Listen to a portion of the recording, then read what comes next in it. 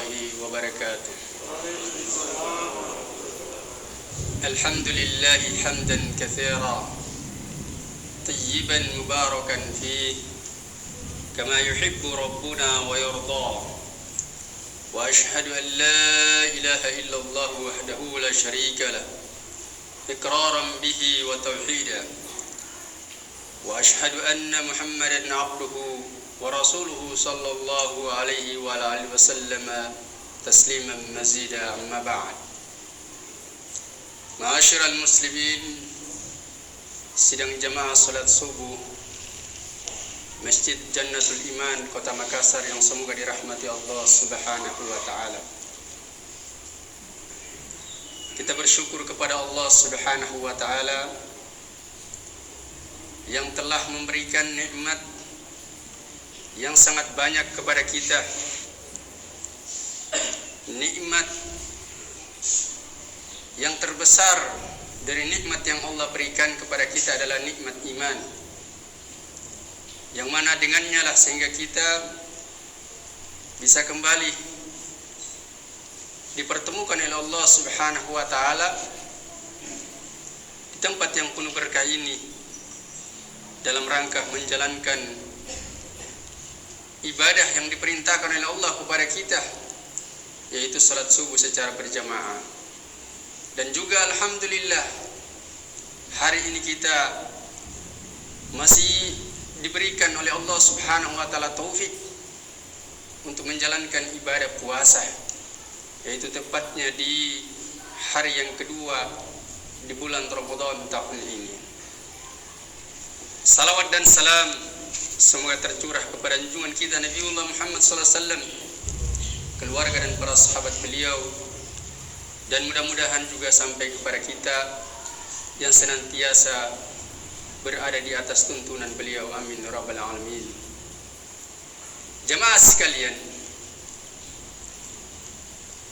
satu hadis yang diriwayatkan oleh Imam Muslim dalam kitab sahihnya yang bersumber dari sahabat yang mulia,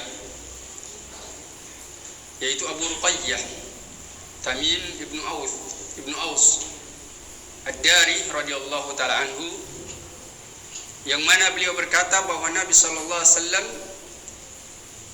bersabda, ad-dinu an-nasihat, agama itu adalah nasihat. Para sahabat bertanya, liman ya Rasulullah, untuk siapa nasihat itu? Kata Nabi sallallahu alaihi wasallam, lillahi wa li kitabihi wa li rasulihi wa li a'immatil muslimina wa ammatihim.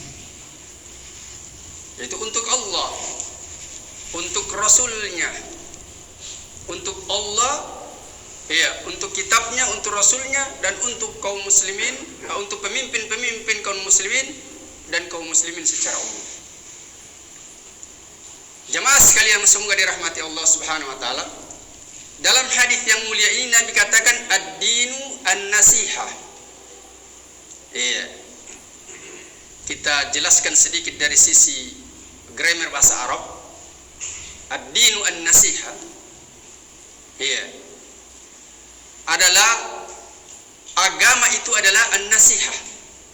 Di sini kata an-nasihah beda mananya kalau kita buang alif lamnya. Misalkan kita katakan ad-dinu nasihatun, agama adalah nasihat. Tapi kalau kita pakai alnya di an-nasihah, ad-dinu an-nasihah, sehingga maknanya adalah ma dinu illa nasihah. Tidak ada agama itu kecuali hanya nasihat saja. Artinya seluruh nasihat itu adalah agama, dan agama itu hanyalah nasihat. Sehingga jamaah sekalian yang semoga rahmat Allah Subhanahu wa taala, kita tidak perlu merasa tersinggung ketika kita diberi nasihat oleh saudara kita, karena agama ini adalah nasihat. Kita ini butuh kepada nasihat, sehingga kalau kita tidak mau dinasihati, maka kita itu tidak mau namanya beragama. Kita butuh kepada nasihat. Siapa saja dari kita ini butuh kepada nasihat, karena agama ini adalah merupakan nasihat.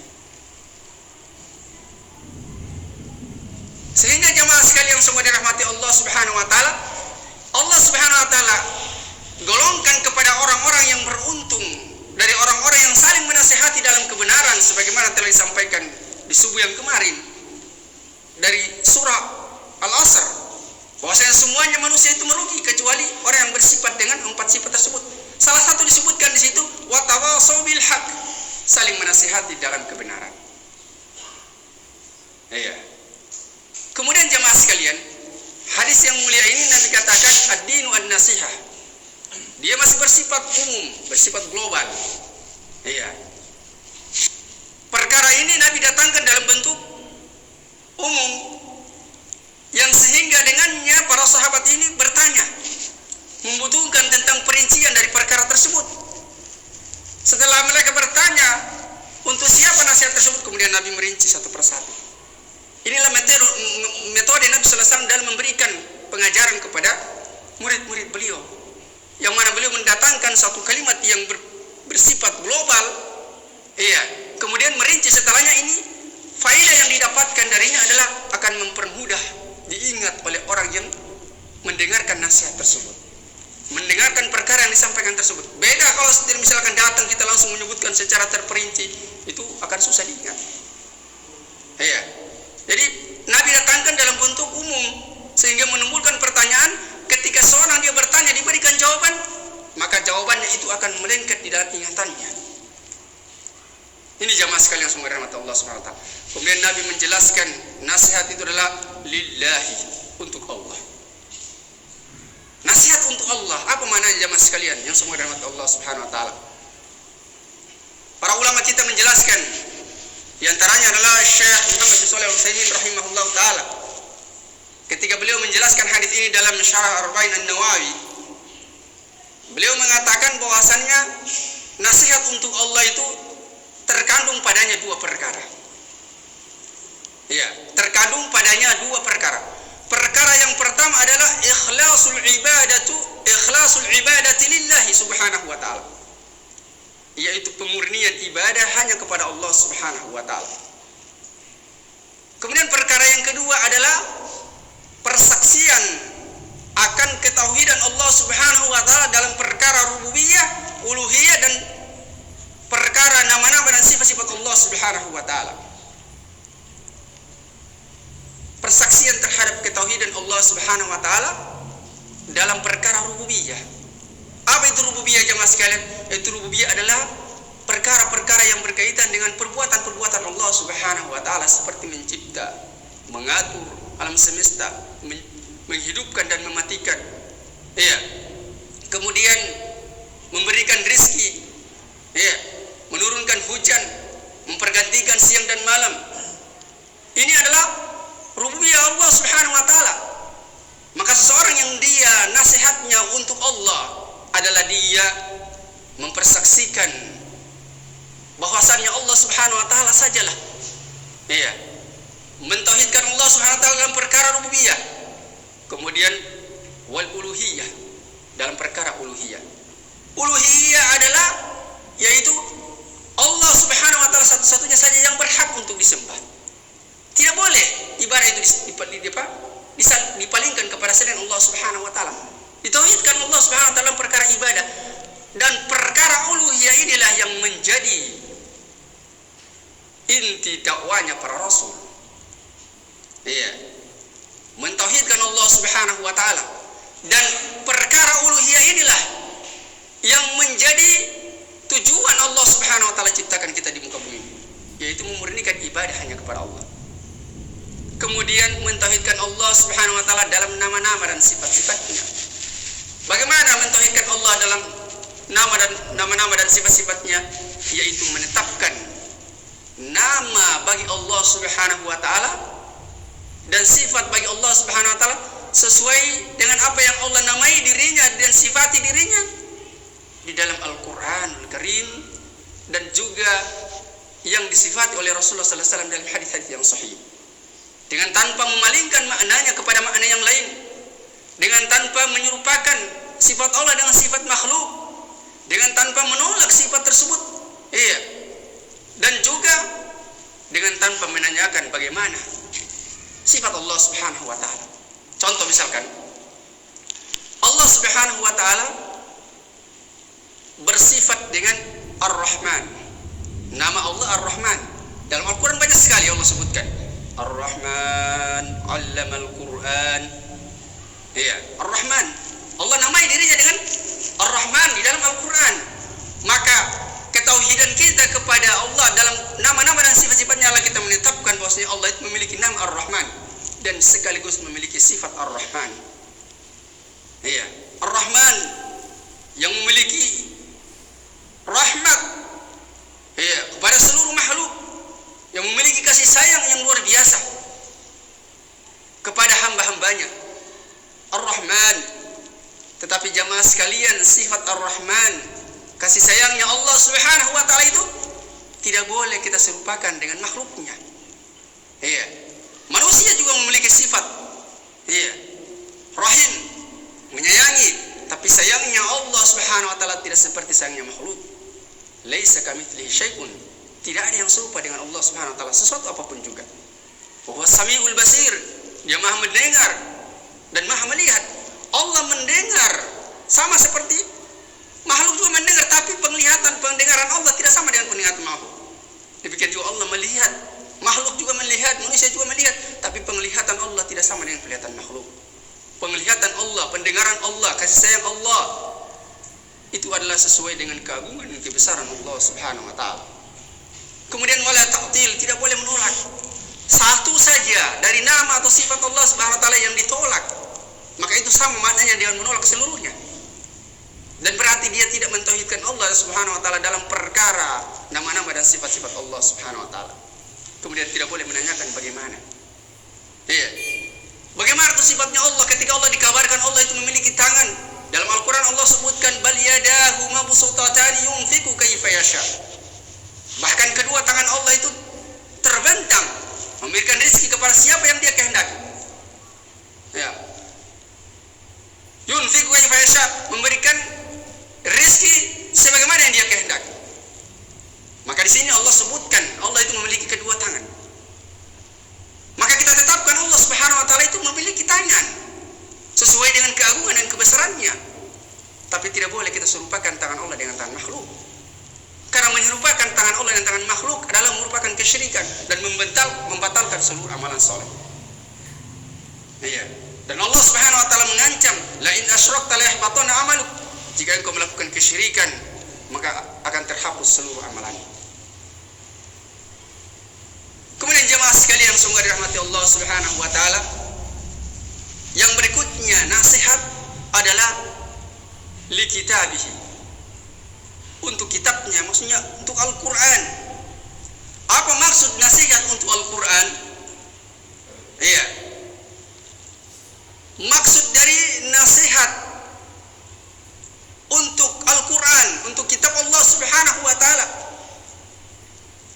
adalah yang pertama, atau terkandung padanya beberapa perkara.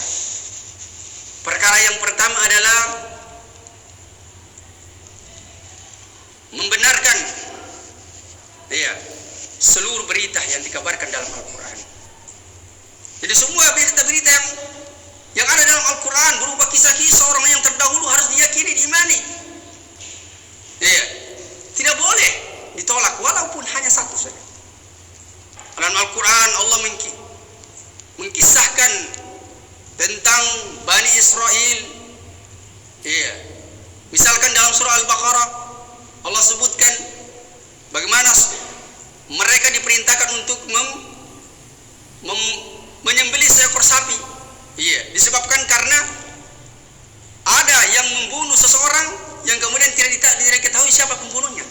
Maka untuk mengetahui itu Allah perintahkan, iya, lewat lisannya Nabi Musa alaihissalam agar supaya mereka menyembelih seekor sapi. Iya. Kemudian daging sapinya itu di bagian dari tubuh sapi tersebut dipukulkan kepada mayat tersebut, dan mayat tersebut yang hidup kembali, kemudian dia menyebutkan siapa yang membunuh dirinya. Nah, itu kisahnya panjang. Nanti kita lihat sendiri dalam Al-Quran. Iya, masih dalam juz 1. Banyak kisah-kisah. Kisah tentang Ashabul Kahfi. Iya, kisah tentang orang yang yang diberikan dua kenikmatan, dua orang yang diberikan kenikmatan yang sama, yang satu bersyukur, yang satu kufur kepada Allah Subhanahu wa taala.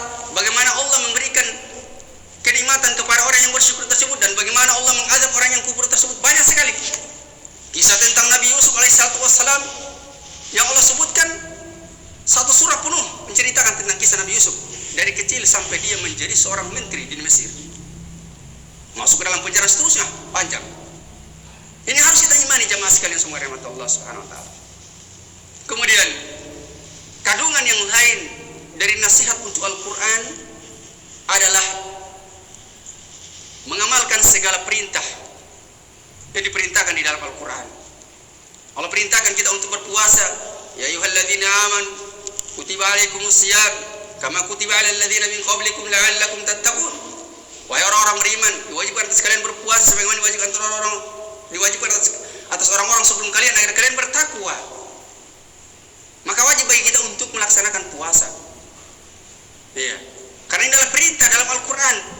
Ini adalah nasihat li kitabihi, nasihat untuk kitab Allah Subhanahu wa taala. Iya, menjauhi segala perintah-perintah, menjauhi segala larangan-larangan dalam Al-Quran. Iya, Allah melarang wala taqrabuz zina. Janganlah kalian mendekati zina, jangan dekati zina. Iya. Dan banyak sekali larangan-larangan dalam Al-Quran yang diperintahkan, yang diperintahkan oleh Allah Subhanahu wa taala untuk jauhi. Maka kita harus jauhi. Kemudian jemaah sekalian, kandungan yang berikutnya adalah meyakini bahwasanya Al-Quran itu terkandung di dalamnya hukum yang terbaik, bahwasanya tidak ada hukum lagi yang lebih baik dari hukum Al-Quran. Kemudian kandungan yang lain adalah yaitu meyakini bahwasanya Al-Quran itu adalah kalamullah munazzalun, yang diturunkan oleh Allah Subhanahu wa taala, ghairu makhluqin, bukan makhluk. Al-Quran adalah merupakan kalamullah, Allah berbicara dengan Al-Quran secara hakikat, dengan makna yang sebenarnya. Allah berbicara dengan Al-Quran. Al-Quran adalah kalamullah, pembicaraan Allah Subhanahu wa taala, bukan makhluk Allah Subhanahu wa taala. Iya. Allah berbicara dengan sesungguhnya, dengan sebenar-benarnya berbicara dengan Al-Quran. Iya. Huruf-hurufnya, lafaz-lafaznya, semuanya adalah kalamullah. Kemudian jemaah sekalian semua rahmat Allah Subhanahu wa taala, wali rasulihi, nasihat untuk rasulnya. Nasihat untuk rasulnya adalah yaitu tajridul mutaba'ah. Tajridul mutaba'ati lahu, yaitu memurnikan ittiba kepada Nabi sallallahu alaihi wasallam, mencontoh Nabi sallallahu alaihi wasallam dalam seluruh amalan-amalan dan ibadah-ibadah kita. Kita contoh Nabi sallallahu alaihi wasallam sehingga kita tidak membuat-buat perkara baru dalam perkara agama ini. Kita cukupkan mengambil syariat ini dari Nabi sallallahu alaihi wasallam dan kita tidak menyandarkan satupun yang bukan dari Nabi sallallahu alaihi wasallam, kita sandarkan kepada Nabi sallallahu alaihi wasallam. Ini namanya tajridul mutaba'ah, yaitu menjadikan Nabi sallallahu alaihi wasallam satu-satunya contoh yang untuk dicontoh dalam ibadah, akidah dan amalan. Dalam Al-Quran Allah Subhanahu wa taala berfirman, laqad kana lakum fi rasulillahi uswatun hasanatun liman kana yarjullaha wal yawmal akhir. Sungguh telah ada suri teladan yang baik bagi kalian pada diri Rasulullah, bagi orang-orang yang mengharapkan perjumpaan dengan Allah dan hari akhir. Jadi orang yang menolak akan petunjuknya Rasulullah sallallahu alaihi wasallam, ketika dia sudah mengetahui bahwa ini adalah sunnah Nabi sallallahu alaihi wasallam, kemudian dia tidak mau mengamalkannya, bahkan dia mencela orang yang mengamalkannya, maka berarti dia, jamaah sekalian, bukan dari orang yang mengharapkan perjumpaan dengan Allah, bukan orang yang mengharapkan perjumpaan dengan Allah Subhanahu wa taala. Orang-orang beriman itu kenikmatan yang terbesar yang mereka dapatkan di surga nanti adalah berjumpa dengan Allah Subhanahu wa taala. Bahkan mereka dikatakan oleh Nabi sallallahu alaihi wasallam melihat wajah Allah Subhanahu wa taala itu seperti melihat bulan purnama. Kata Nabi sallallahu alaihi wasallam, innakum satarawna rabbakum kama tarawna hadzal qamar la tudammuna fi ru'yatihi. Sesungguhnya kalian akan melihat Rabb kalian pada hari kiamat nanti. Ya, sebagaimana kalian melihat bulan purnama ini.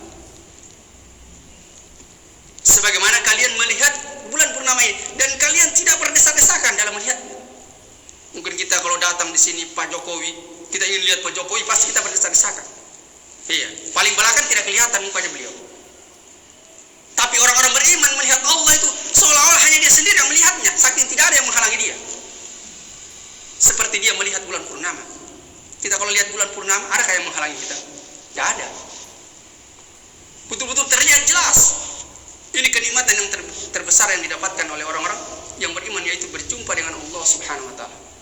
Maka orang-orang yang menginginkan perjumpaan dengan Allah Subhanahu wa taala, dijadikan Rasulullah sallallahu alaihi wasallam sebagai suri teladan. Satu-satunya suri teladan. Kemudian jemaah sekalian, semoga Allah Subhanahu wa taala mengamalkan segala apa yang diperintahkan oleh beliau. Ini kandungan yang berikutnya. Dan menjauhi segala apa yang beliau larang. Kemudian meyakini bahwasanya segala sesuatu yang datang dari Nabi sallallahu alaihi wasallam itu adalah datangnya dari Allah Subhanahu wa taala, bukan datang dari dirinya. Dalam Al-Qur'an Allah berfirman, "Wa ma yantiqu 'anil hawa in huwa illa wahyu yuha." Tidaklah Muhammad itu berucap melainkan yang dia ucapkan itu adalah yaitu sesuatu yang diwahyukan kepadanya. Jadi apa semua yang dikatakan oleh Nabi sallallahu alaihi wasallam adalah datangnya dari Allah Subhanahu wa taala. Bukan datang dari dirinya, bukan menurut pendapat beliau, bukan menurut perasaan beliau, tapi betul-betul yang Allah wahyukan kepada beliau, kemudian beliau sampaikan kepada umat. Oleh karena itu dalam Al-Quran Allah puji beliau dengan Allah perintahkan untuk mengatakan bahwasanya beliau itu mengajak kepada Allah. Iya, qul, katakanlah wahai Muhammad, hadhihi sabili ad'u ila Allah ala basiratin. Katakanlah, ini adalah jalanku, aku mengajak kepada Allah ala basirah, di atas basirah. Berdasarkan wahyu Allah Subhanahu wa taala, bukan berdasarkan pendapat dan akal pikiran beliau. Bukan berdasarkan perasaan beliau, tapi betul-betul mengajak manusia berdasarkan wahyu yang diwahyukan kepada beliau sallallahu alaihi wasallam. Kemudian jemaah sekalian, kandungan yang berikutnya adalah yaitu membela sunnah-sunnah beliau. Membela sunnah-sunnah Rasulullah sallallahu alaihi wasallam adalah merupakan an-nasihah lirrasuli, nasihat kepada rasulnya sallallahu alaihi wasallam. Kemudian jemaah sekalian semua rahmat Allah Subhanahu wa taala, kata Nabi sallallahu alaihi wasallam, wali a'immatil muslimin. Iya.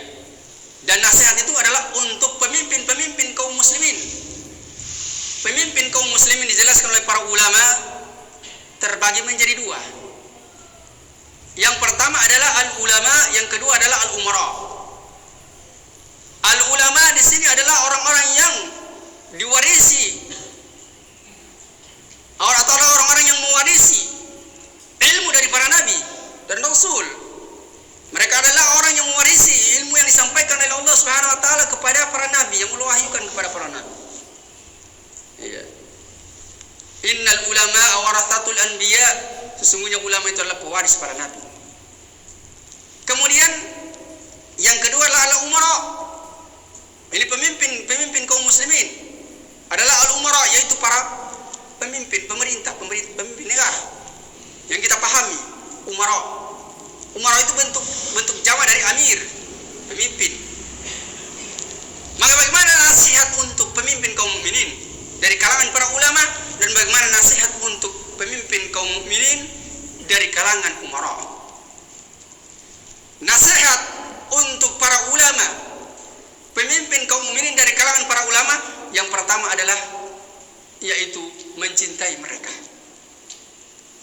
Mencintai para ulama, karena mereka adalah orang-orang yang menyampaikan ayat-ayat Allah Subhanahu wa taala. Mereka adalah yang menasihati umat ini kepada jalan-jalan kebaikan. Iya. Kemudian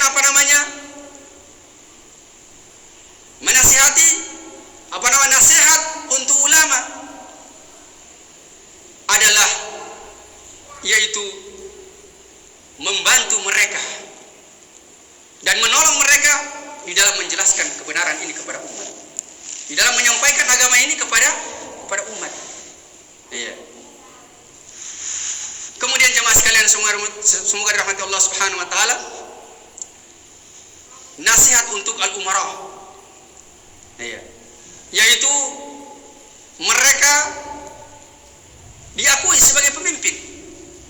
Jadi mengakui pemimpin itu sebagai pemimpin adalah bentuk nasihat kepada mereka. Bukan yang seperti yang disangka oleh kebanyakan manusia, mengatasnamakan nasihat kemudian mencela pemerintah di mimbar-mimbar, mencela pemerintah di tengah-tengah kaum muslimin, menjelek-jelekan pemerintah. Ini bukan nasihat kepada pemerintah. Nasihat kepada pemerintah kandungan yang pertama adalah mengakui akan kepemimpinan mereka. Bagaimanapun cara mereka menjadi pemimpin, dengan cara yang adil ataupun yang curang, tetap harus diakui ketika mereka berkuasa. Itu yang pertama. Yang kedua, menyebarkan kebaikan-kebaikan mereka di tengah-tengah masyarakat. Ini ajaran Nabi SAW. Menyebarkan kebaikan-kebaikan pemimpin-pemimpin kepada masyarakat. Tidak boleh menyebutkan kejelekan mereka. Kemudian kandungan yang lain adalah menyembunyikan aib-aib mereka. Kemudian kandungan yang lain adalah menjalankan perintah mereka dan menjauhi larangan mereka, tetapi dalam perkara yang bukan maksiat kepada Allah Subhanahu wa taala. Karena tidak boleh kita taat kepada makhluk dalam rangka bermaksiat kepada Allah Subhanahu wa taala. Nabi sallallahu alaihi wasallam bersabda, "La ta'ata fi makhluqin." Ya. La ta'ata li makhluqin fi ma'siyatil khaliq. Tidak boleh taat kepada makhluk dalam rangka bermaksiat kepada Sang Pencipta. Tidak boleh. Kemudian jamaah sekalian yang semua dirahmati Allah Subhanahu wa taala, walil muslimina ammatihim. Ya. Dan nasihat untuk kaum muslimin secara umum. Bagaimana nasihat untuk kaum mukminin? Yaitu dengan cara mencintai mereka karena Allah Subhanahu wa taala. Ya. Mengucapkan salam ketika ketemu mereka, bergaul dengan mereka dengan pergaulan yang baik sesuai dengan apa yang disyariatkan oleh Allah Subhanahu wa taala. Ya, tidak menzalimi mereka. Ya, menasihati mereka ketika mereka terjatuh di dalam kesalahan. Ini adalah bentuk nasihat kepada kaum muslimin secara umum. Maka saling menasihati adalah merupakan jalan keselamatan yang disebutkan di dalam surah Al-Asr tadi. Sifat-sifat dari sifat orang yang diselamatkan oleh Allah Subhanahu wa taala dari kerugian. Demikianlah yang bisa kami sampaikan. Semoga bermanfaat bagi diri kami dan juga jemaah sekalian, dan semoga Allah Subhanahu wa taala menjadikan kita termasuk dari golongan kaum mukminin yang saling menasihati antara satu dan yang lainnya. Amin ya rabbal alamin. Subhanakallah bihamdika asyhadu an la ilaha illa anta astaghfiruka wa atubu ilaik. Walhamdulillahirabbil alamin. Assalamualaikum warahmatullahi wabarakatuh. Waalaikumsalam.